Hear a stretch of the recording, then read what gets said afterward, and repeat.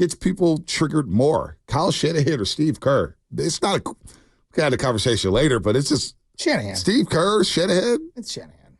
You sure it's Shanahan? Well, because Shanahan has the elusive thing that Steve Kerr has four of. Right. So I think that the most normal thinking, like, okay, so Sam and I had this conversation earlier the week.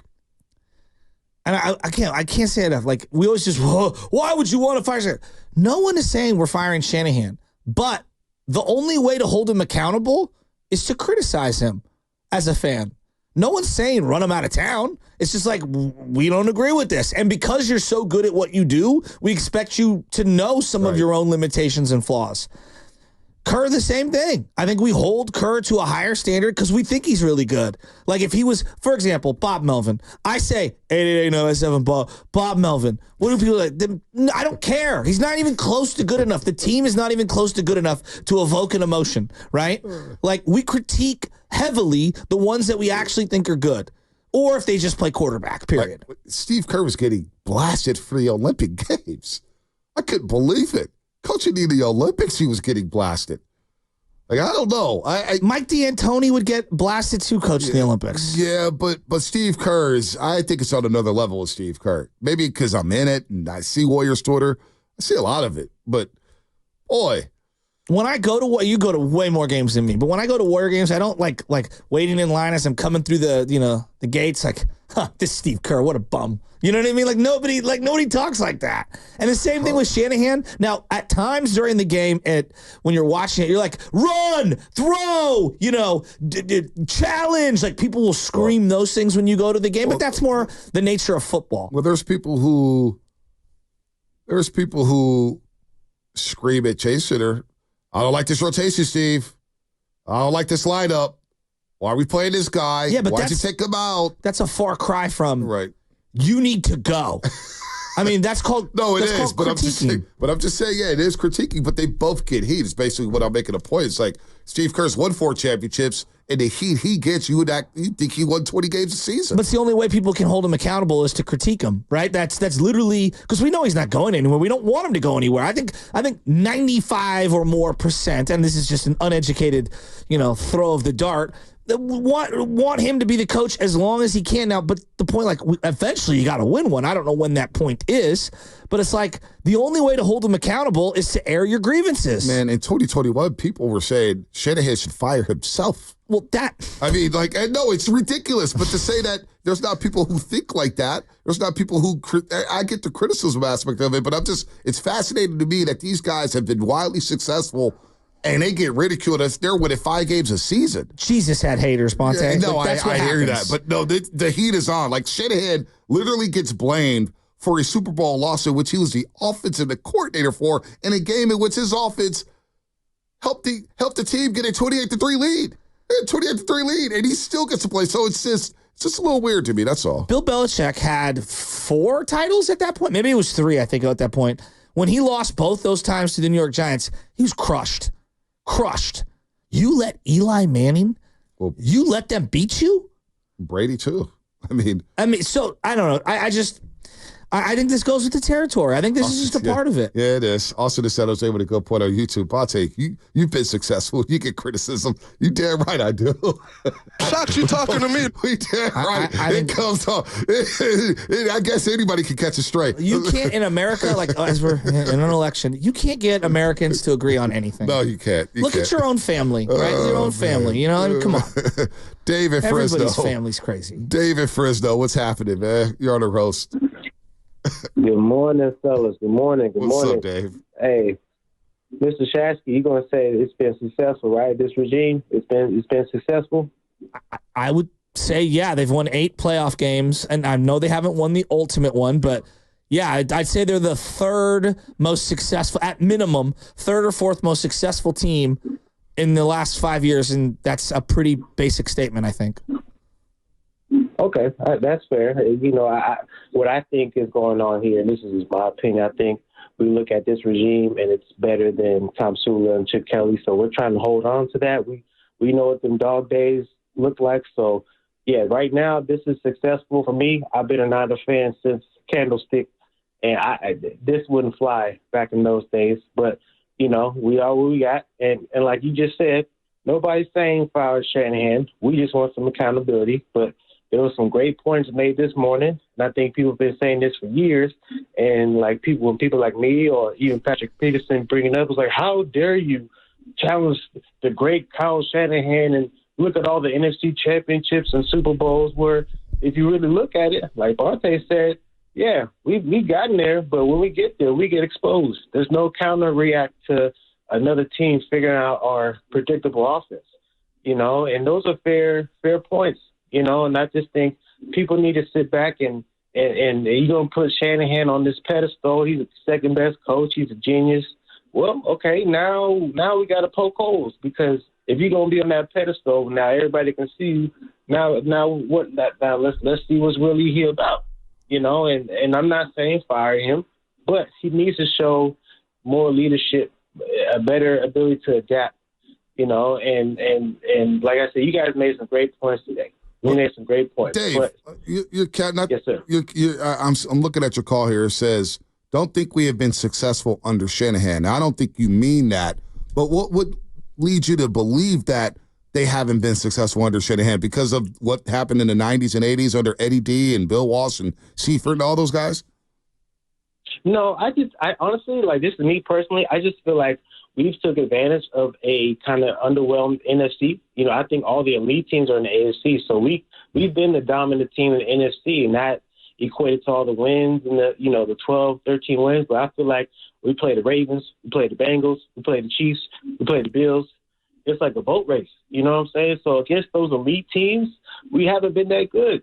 I know it was close against Kansas City this Super Bowl, but I feel like against the elite teams, we haven't been that good. So, yeah, we've beaten the Rams, we've beaten the Eagles, we've beaten the Cowboys. We've beaten the up-and-coming Lions last year, but teams are getting better, and I feel like it's the same offense since Shanahan took over. All right, Dave. That's his point. I don't think Shasky agrees. I'm looking at his face right now. He's got a Blake stare. I mean, yeah, the Chiefs have our number. Like, there's just no, I have no rebuttal because it's factually correct. They haven't won the ultimate one. I'm just a big believer in it's really hard to win it all. And knocking on the door year after year after year, there's something to be said for that. No, it's not the ultimate prize. I do think part of the journey has been special. They haven't completed the mission. I know that negates some stuff, but for me, it doesn't negate everything. I want them to win the ultimate prize, but I'm not going to start like, oh my God, what an unmitigated disaster. Like, there's a combination of philosophical things that have caught up to them, ball not bouncing their way, them not making the most of opportunities. One of the greatest players of all time with one of the great coaches of all time having their run simultaneously while you're really good. Like there's a lot of stuff that's going on right now, and it just sucks that we feel very snake bitten by them in particular. Because if you win one of the two, like the whole thing gets viewed so different. Yeah, the conversation is completely different. And I think what I don't want to happen is I want Kyle to win one bad with the 49ers. I want him to win one bad. And if he wins it with Brock Purdy, even greater, because that would be one of the greatest stories in North American sports history to have the last pick of an NFL draft win a Super Bowl. That would be unbelievable. But if they don't win, you know what I'm going to come back to during the Shanahan era?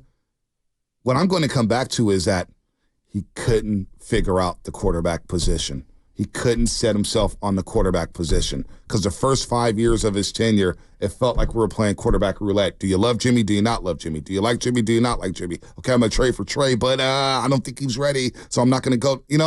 It's just, I think that is looming here. That's why I want Purdy to be successful. I want Purdy to end up making $60 million. I want to have a quarterback. Like this past offseason was refreshing in a way that we didn't have to talk about the quarterback. We knew who the quarterback was. Do you think they lost this last Super Bowl? This isn't even a fair question, but like, you think they lost it because of quarterback play? There was a combination of things. But I go back to what you said right after Allegiant Stadium and watching the game back. When you said the difference was when their quarterback had to make a great play, he did. Ours didn't. And I go back to Super Bowl. But his coach also because of the situation in the game, they went for it on 4th and 2. We kicked the field goal on 4th and 3. Yeah, there's a combination of things. But when it covers zero blitz on 3rd and 5, and Shanahan before the plays, like, we're going to have McCaffrey here. We're going to have McCaffrey. We're going to have McCaffrey.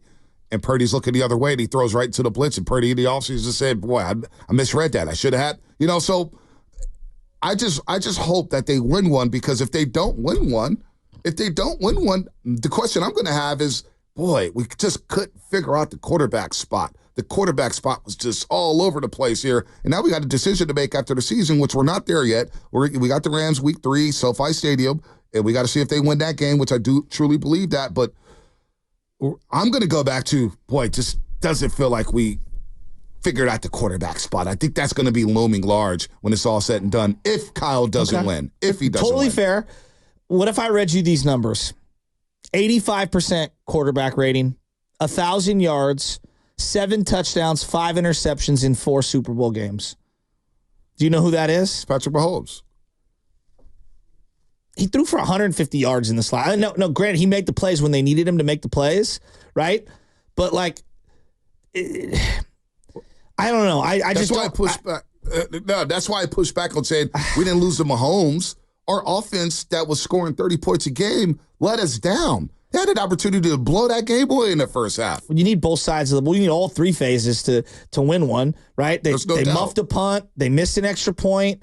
The defense had certain specific leakages late, right, end of the game, end of overtime. The offensive line collapsed. Like, is it Purdy's fault? You say Mahomes threw for 150 in that last Super Bowl? Yeah, so up until the end. Mm-hmm. Oh, because he ended up throwing for 333. Until the final 2 drives. 333, 34, 46. But no, I agree that the defense did all they could do to shut down the Chiefs in the first half. That's where that game needed to be separated. And didn't happen. But that's not on Purdy. It's not all on Purdy. I'm not blaming. No, I know, but I'm saying, like, this thing, like, the quarterback let them down. I feel like they've made the most of their quarterback situation. How many coaches are taking Jimmy G to the Super Bowl? He's the one that built the roster, and Kyle Shanahan. I don't know. I think they've been way more successful just because they haven't won it all.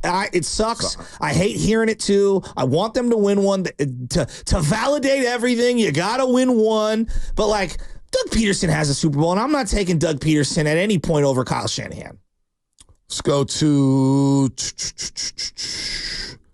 Samita. Oh, let's go to Samita down to Los Gatos. Long time no talk. What's up, Samita? Hey guys. Yeah, it's been a while. Happy Friday. I just was thinking about a few weeks ago. I think, Bonte, you were on leave or something, and Chasky had like a 30-second poll where he was asking callers, like, how many wins do you think the Niners are going to have this season?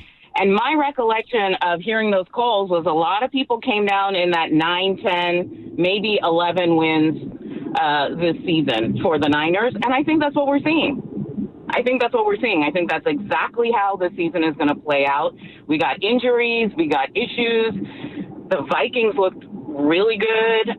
The Jets, that was a great win, but, it's the Jets. So I think collective wisdom was kind of on point before the season started, and I think that's what we're seeing playing out. That's very interesting. I remember that show. Me and Spadoni were doing that. We were doing like rat-a-tat-tat, and a lot of people, and it was also right before the Ayuk stuff, I believe, and there's the Trent stuff. A lot of people like 9, 10 wins.